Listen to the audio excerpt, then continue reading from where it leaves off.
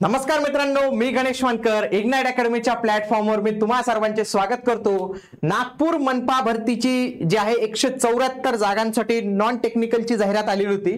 आता फार कमी दिवस उरलेले आहेत आणि या कमी दिवसात आपण कशा पद्धतीने चांगली तयारी करू शकतो, कोणते घटक आहेत, त्या घटकांवर वारंवार प्रश्न विचारले जातात, या सर्व गोष्टी ज्या आहेत तर ते आज आपण पाहणार आहोत। म्हणून तुम्ही हा व्हिडिओ शेवटपर्यंत पूर्ण बघा आणि या व्हिडिओच्या शेवटी तुमच्यासाठी एक सरप्राइजिंग एक एलिमेंट पण असणार आहे, तर तो बघण्यासाठी तुम्हाला हा व्हिडिओ शेवटपर्यंत बघावाच लागणार आहे।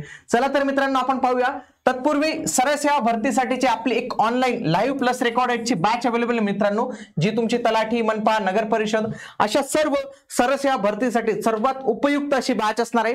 तुम्ही किंवा तुमचे मित्र किंवा तुमचे कोणी नातेवाईक असेल सरळ सेवेची तयारी करत असेल तर त्याला या बॅच विषयी तुम्ही नक्की जी आहे तर ती माहिती दिली पाहिजे। चला तर आपण पाहूया। बघा, नुकताच नागपूर मनपाचं वेळापत्रक आलेले, याच्या अंतर्गत 7 ऑक्टोबर आणि 8 ऑक्टोबर तर या दोन दिवशी पेपर होणार आहे। त्याच्यापैकी मुलांनी पेपर भरलाय कनिष्ठ लिपिकला आणि कर संग्राहक हे दोन यांना भरलेलं आहे आणि त्याचे जवळपास 3 शिफ्ट मध्ये, बघा हा 3 शिफ्ट मध्ये होणार आहे आणि कनिष्ठ लिपिकचा पण 3 शिफ्ट मध्ये, म्हणजे असे 6 शिफ्टचे पेपर आपल्याला इथे मिळणार आहे। पण नुकतंच मित्रांनो याच्या आधी यांची एक इंजिनिअरिंगची जाहिरात आली होती, जी परीक्षा बघा 20, 24, 25, 26, 27 मार्च 2025 ला ऑलरेडी नागपूर मनपाची एक्झाम झालेली। ती पण एक्झाम कोणी घेतली होती? TCS ने घेतलेली होती आणि आता पण ही जी एक्झाम होणार आहे ती कोणी घेतलेली आहे? TCS नेच घेतलेली। म्हणजे आपल्याला 1, 2, 3, 4, 5 या 5 दिवसांच्या प्रश्नपत्रिका ज्या आहेत बघायला मिळतात। मग मी काय केलं, मी याच प्रश्नपत्रिकांचं अनालिसिस केलं की नुकतंच झालेलं आहे ना, नागपूरसाठीच घेतलेले, TCS नेच घेतलेले।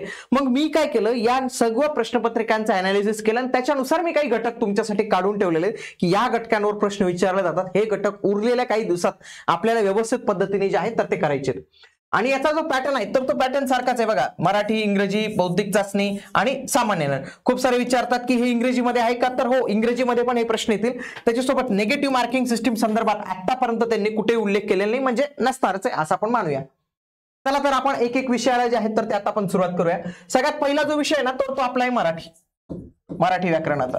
किती प्रश्न आहेत त्याच्यावर? 25 प्रश्न आहेत आपले।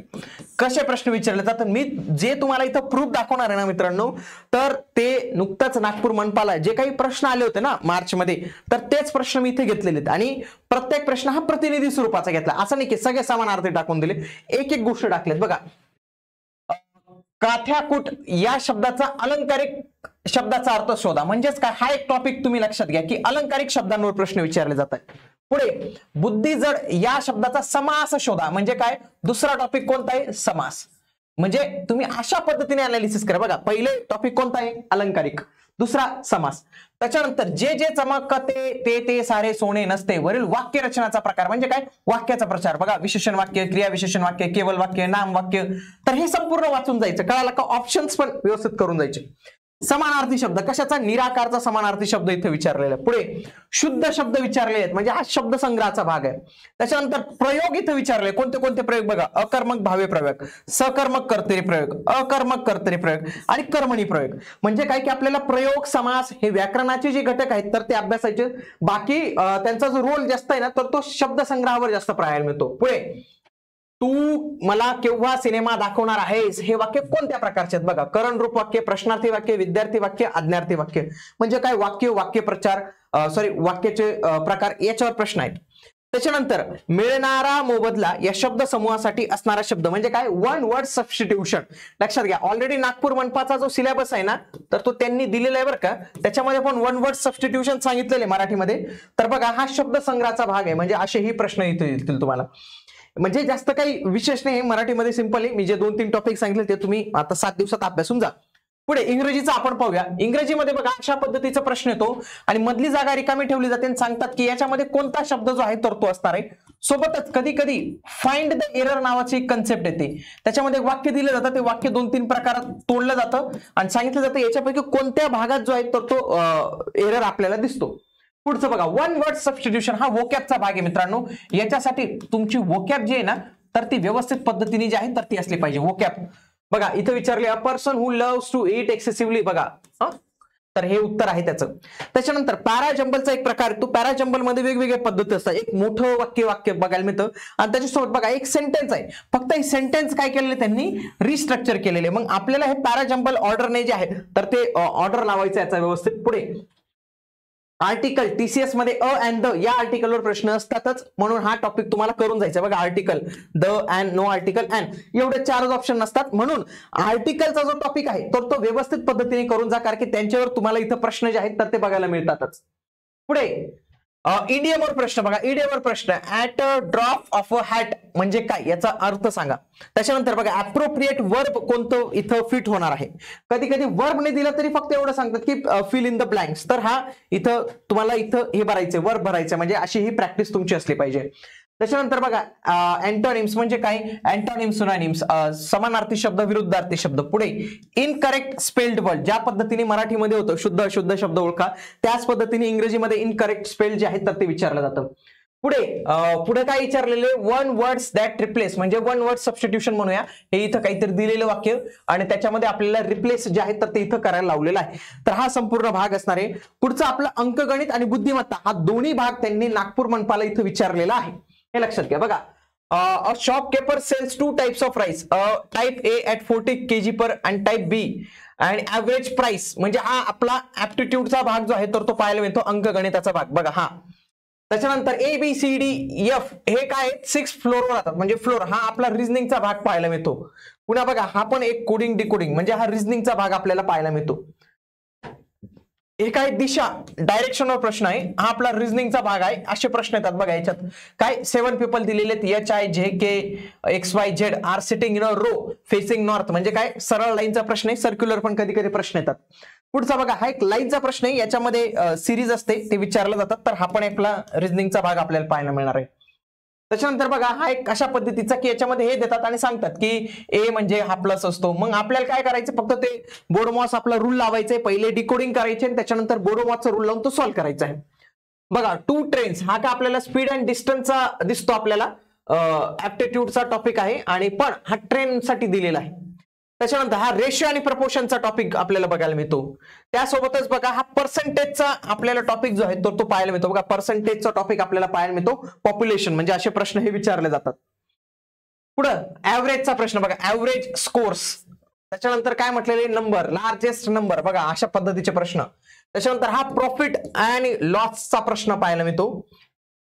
त्याच्यानंतर हा इंटरेस्टचा प्रश्न आहे, I think 10% interest, compounded happen yearly and amount, म्हणजे काय हा पण सिंपल इंटरेस्ट आणि कंपाऊंड इंटरेस्ट यांच्या संदर्भातला प्रश्न आहे. आता पुढं जे आपले काही प्रश्न येतील तर ते आपले जीकेचे प्रश्न असतील, शेवटचा टॉपिक असेल. मी तुम्हाला आतापर्यंत जे सर्व प्रश्न दाखवले मित्रांनो, मी तुमच्यासाठी म्हटलं होतं ना की तुमच्यासाठी एक सरप्राइझिंग एलिमेंट असणार आहे.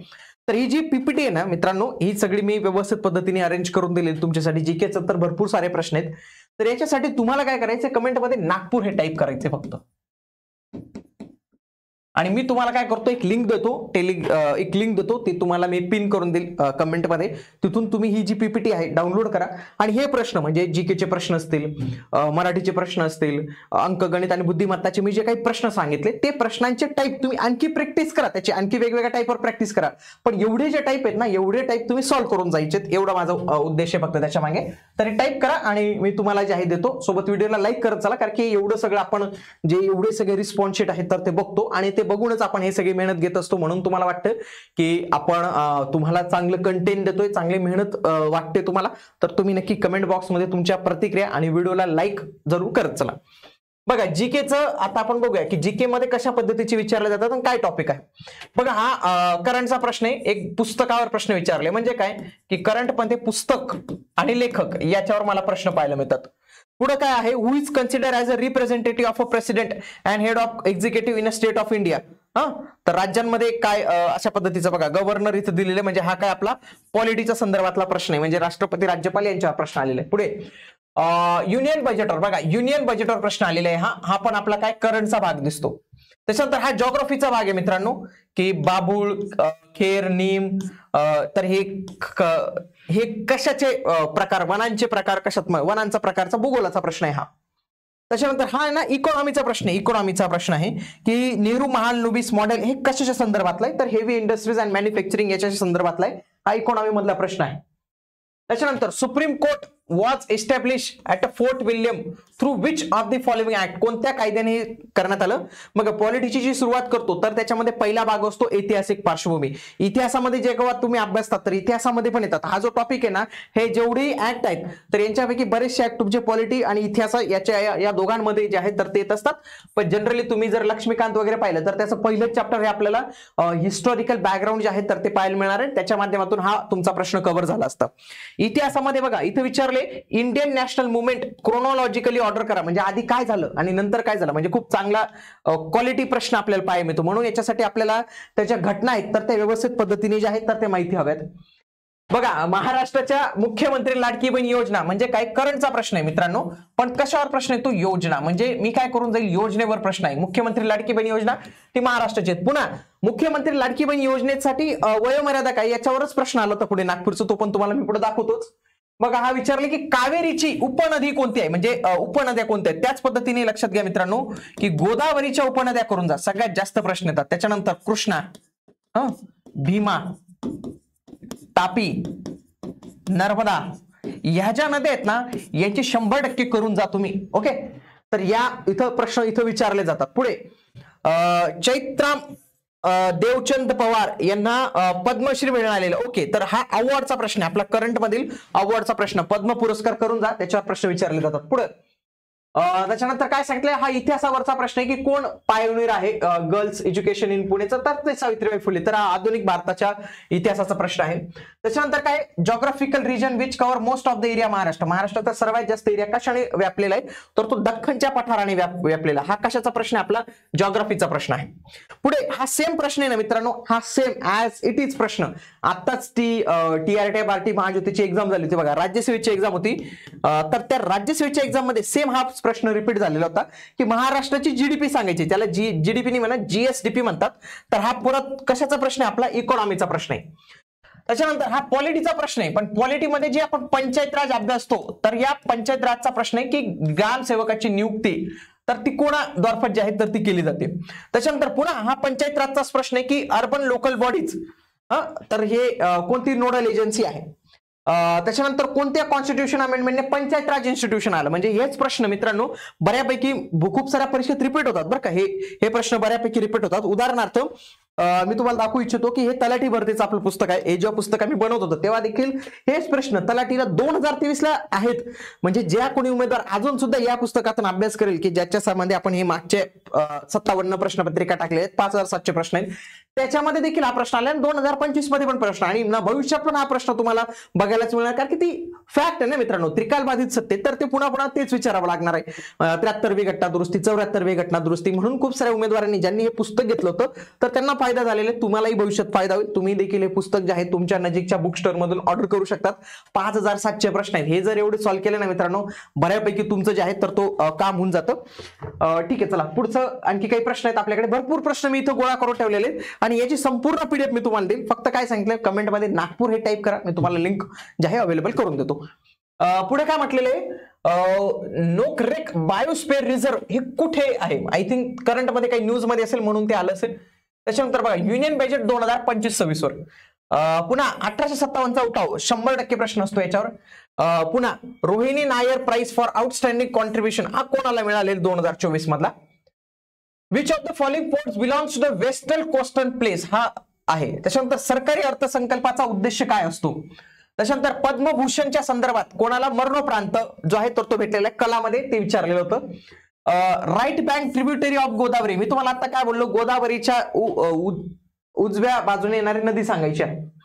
त्याच्यानंतर बंजारा विरासत म्युझियम कुठे जे आहेत तर ते उपस्थित करण्यात आलेलं आहे. फर्स्ट वर्ल्ड हिंदी कॉन्फरन्स ही कधी झालेली होती, म्हणजे थोडा अवघड प्रश्न आपण म्हणू शकतो. How many roads were sanction by the ministry of rural development PM Janman योजनेअंतर्गत. ठीक आहे, हा PIB चा प्रश्न असेल हा, आणि हा करंटचा प्रश्न असेल. असे जे प्रश्न आहेत ना तर हे प्रश्न कव्हर होतात. याच्यासाठी आपल्याकडे एक अनमोल वाणी नावाचं सेशन सुरू असतं मित्रांनो. अमोल सर घेतात, खूप छान पद्धतीने ते शिकवतात. करंटचे लेक्चर तुम्ही डेली 8 वाजता बघत चला. 8 वाजता फ्री ऑफ कॉस्ट हा आपला उपक्रम आहे. 1 वर्षापासून सतत चालत आहे. महाराष्ट्रातील खूप सारे उमेदवार त्याचा फायदा घेतात.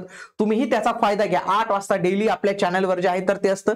त्याच्यामध्ये आपण काय करतो, डिटेलमध्ये कव्हर करतात अमोल सर. म्हणून असे जे काही प्रश्न असतात ना, तर तिथे 100% तुमचे कव्हर होऊन जातात.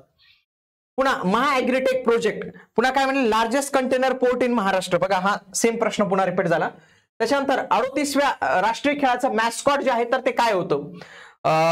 Minister of education in India as of काय म्हटलं, मिनिस्टर कोण आहेत. ओके, शिक्षा मंत्री इथं विचारलेले होते. त्याच्यानंतर काल बैसाखी हे कशाच्या संदर्भातलं वापरलं जातं, हा जिओग्राफीचा प्रश्न आपल्याला पाहायला मिळतो. पुन्हा कोणत्या राज्याने युनिफॉर्म सिव्हिल कोड जे आहे तर ते लागू केलं, उत्तराखंडने केलेलं होतं. तर हा आपल्याला पुन्हा करंटचा प्रश्न. म्हणजेच काय आपल्याला दिसतं की जीके मध्ये ते करंटवर आहे ना जबरदस्त फोकस जे आहे तर ते करतायत. बघा आणखी काही प्रश्न, भरपूर प्रश्न आहेत आपल्याकडे. बघा 22वी स्लाइड, अजून 31 स्लाइड आहेत आपल्याकडे बऱ्यापैकी. बघा हे काही प्रश्न आहेत. बघा ह्युमन डेव्हलपमेंट इंडेक्स HDI याच्यावर प्रश्न आलेला आहे. बघा ओहोम रिव्हॉल्टर प्रश्न आलेला आहे. पश्चिम किनारी मैदानाचा भाग त्याच्या बॅकवॉटरसाठी ओळखला जातो.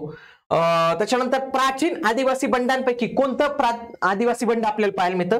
त्याच्यानंतर बघा पद्मभूषणवर पुन्हा प्रश्न इथं विचारलेला आहे. पंचायत समिती इन महाराष्ट्र. त्याच्यानंतर भीमा सहकारी कारखाना हा कुठे आपल्याला पाहायला मिळतो. त्याच्यानंतर म्युनिसिपल कॉर्पोरेशन ऍक्ट या महाराष्ट्रात कशा पद्धतीने क्लासिफाईड केलेले आहेत. पुन्हा बघा पद्मश्री पुरस्कारावर अँटी कास्ट मुवमेंट कोणत्या सोशल रिफॉर्मरने सुरू केलेली होती. त्याच्यानंतर साल्लेरचा हा आपल्याला कोणत्या जिल्ह्यात जो आहे महाराष्ट्रातील तो जो आहे तर तो बघायला मिळतो. अशा पद्धतीचे प्रश्न आहेत मित्रांनो. तर हे सगळे प्रश्न, माझी एक इच्छा आहे की तुम्ही हे सर्व प्रश्न एकदा PDF मधनं बघावं, कारण की या प्रश्नांच्या माध्यमातून तुम्हाला कळेल की नागपूर मनपाचा प्रश्न विचारण्याचा पॅटर्न कसा आहे.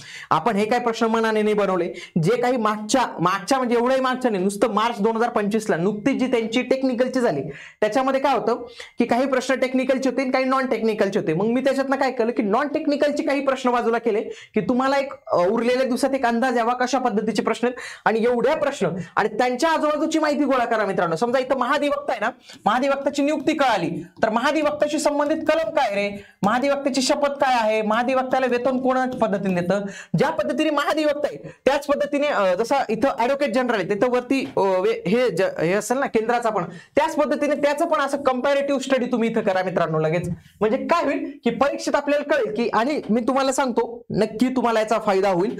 तुम्ही फक्त ऑप्शन वरून जास्तीत जास्त माहिती घेण्याचा जर इथून प्रयत्न केला ना तुम्हाला होईल. बघा इथं काय हिंदुस्तान टाइम्स हे वृत्तपत्र, लगेच वृत्तपत्र संपादक हा टॉपिक लगेच आपण वाचून घ्यायचा आपल्या पुस्तकात. तुमच्याकडे बऱ्यापैकी पुस्तक आहेत, सगळ्या काही गोष्टी इथं दिलेल्या आहेत. आणि मी तुम्हाला पुन्हा रिक्वेस्ट करेल की 5007चे प्रश्न आहे ना मित्रांनो नक्की सॉल्व्ह करा. तलाठीच्या मागच्या रिस्पॉन्स शीट आहेत त्या तुम्हाला भेटल्या तर तिथून करा. पण जर पुस्तक असेल तर काय तो मोबाईल बघू नका, मोबाईल मधनं बघितलं तर आपलं लक्ष दुर्लक्ष होऊन जातं. तर त्याच्यामुळे पुस्तक घ्या, पुस्तकातून हे सगळे प्रश्न सॉल्व्ह करा आणि तुम्हाला ना TCSचा एक पॅटर्न कळेल की अरे TCS पुन्हा पुन्हा या घटकावर प्रश्न विचारते. तर अशा पद्धतीने जर स्टडी केला ना तर मला नाही वाटत तुम्हाला कुठल्या या सरसेवेच्या परीक्षेत कमी गुण मिळतील. तर मी तुम्हाला पुन्हा सांगतो कमेंटमध्ये हे जे आहे तर ते नागपूर असं टाईप करा. तुम्हाला मी जी लिंक जी आहे तर ती उपलब्ध करून देतो. पिन मध्ये एकच लिंक आहे, प्रत्येकाला सेपरेट मेसेज ना पिन करून देतो लिंक. आणि तिथून तुम्ही ही PPT डाउनलोड करा आणि प्रिंट नका करू, पैसे नका घालू. आता सध्या शेवटची स्थिती काय, पैसे फक्त एकदा मोबाईल मध्ये व्यवस्थित पद्धतीने बघून घ्या, थोडासाच वेळ बघा आणि एक प्रश्नांचा अंदाज येईल. टॉपिक तुम्ही हाताने लिहून घ्या एका कागदावर आणि त्याच्या बाकीचे शेवटच्या दिवसात जे आहेत तर ती रिव्हिजन तुम्ही करून ठेवली पाहिजे. आणि तुम्हाला वाटतं की हे लेक्चर्स तुम्हाला कसं वाटलं तर कमेंट बॉक्समध्ये नक्की कळवा. अशाच पद्धतीने तुम्हाला कोणत्या टॉपिकवर काही लेक्चर हवे आहेत का ते देखील आम्हाला नक्की कळवा. भेटूया आता आपण पुढील व्हिडिओमध्ये. तोपर्यंत जय हिंद, जय महाराष्ट्र, धन्यवाद.